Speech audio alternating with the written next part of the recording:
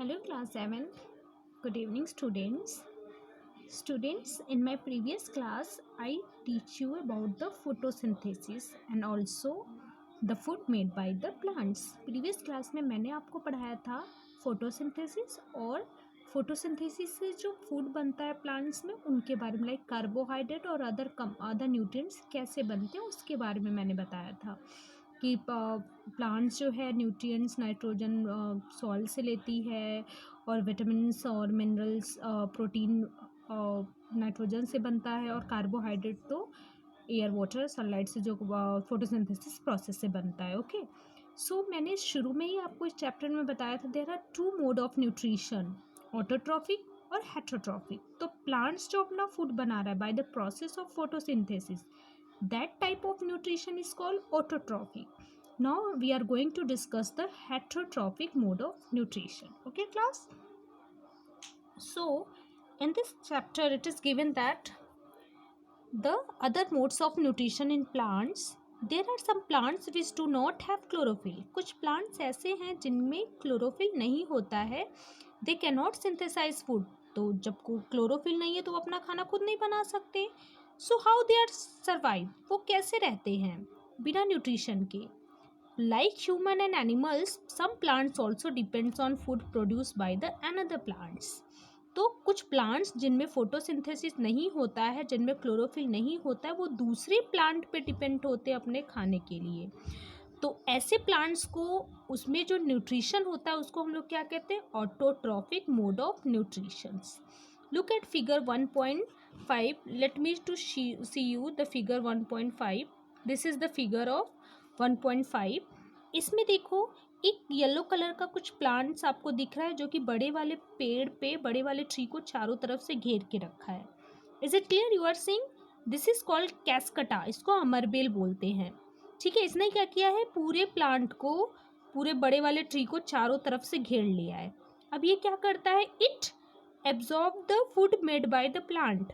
बड़ा वाला ट्री जो अपना खाना बनाता है उसको ये जो अमरबेल है उसको एब्जॉर्ब कर लेता है, सारा फूड उसका ले लेता है. जैसे आप लोग अगर मच्छर वगैरह आप लोग को खाता है तो वो मच्छर काटता है तो वो आपका ब्लड सक कर लेता है, तो आप कभी कभी बीमार भी पड़ जाते हो. यानी अपना आपका जो ब्लड बन रहा है आपकी बॉडी में वो अगर मच्छर ले लेगा तो वो तो सही होता जाएगा, उसको तो न्यूट्रिएंट मिल रहा है, लेकिन आप बीमार पड़ जाते हो. वैसे ही ये जो कैस्कटा प्लांट है ये इस प्लांट से सारा न्यूट्रिएंट एब्जॉर्व कर ले रहा है और धीरे धीरे ये ट्री फिर सूख जाएगा. क्यों सूख जाएगा? क्योंकि इसका न्यूट्रिएंट तो ये ले रहा है.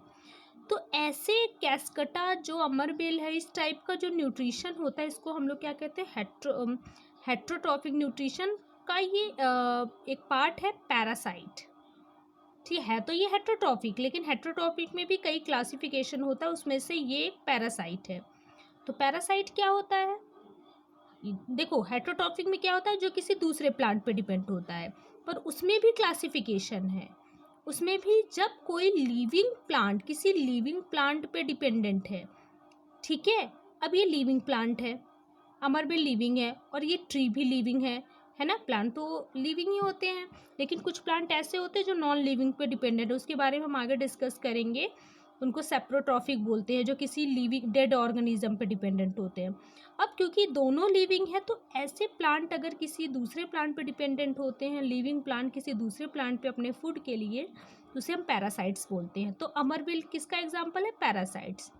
सो इस टाइप ऑफ न्यूट्रिशन को हम लोग क्या बोलते हैं, हेट्रोट्रॉफिक मोड ऑफ न्यूट्रिशन का पैरासाइटिक मोड है. तो ये हेट्रोट्रॉफ का टाइप, लेकिन उसमें भी क्या है, पैरासाइट्स.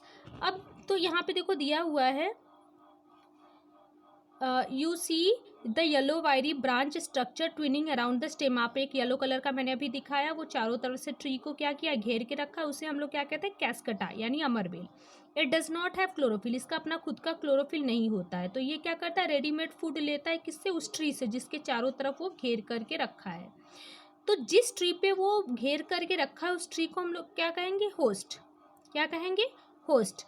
और धीरे धीरे वो ट्री अपनी जो भी वैल्यूबल चीज़ें हैं वो डिप्राइव कर देगी. डिप्राइव में अपना न्यूट्रिएंट्स किसको दे देगी, अमरबेल को, और खुद क्या है, सूख जाएगी. ठीक है, तो this is the parasitic mode of nutrition. Okay, अब यहाँ पे क्वेश्चन है, हैव यू सीन और heard of plants that can eat animals. ठीक है, बिफोर दैट यहाँ पे पहेली का एक क्वेश्चन है, are we and others animals also kind of para, क्या हम लोग भी पैरासाइट हैं? अच्छा आप ही बताओ, क्या आप किसी लिविंग ऑर्गेनिजम्स को खाते हो? नहीं खाते हो। ठीक है, कुछ लोग होते हैं नॉनवेज होते हैं, बट ज़्यादातर जो हम लोग हैं, हम लोग वेजिटेरियन होते हैं, किसी लिविंग के अंदर जा कर के किसी लिविंग के ब्लड को सक नहीं करते हैं, तो हम पैरासाइट नहीं हैं। लेकिन जो मच्छर वगैरह होते हैं, मॉस्किटोज़ वगैरह होते हैं, ये लोग क्या करते हैं, हमारे ब्लड को सक करते हैं। हम भी लिविंग है, वो भी लिविंग है, तो वो एक तरह से पैरासाइट है। ठीक है, you should think about it, discuss with your teacher, that's why I am discussing with you.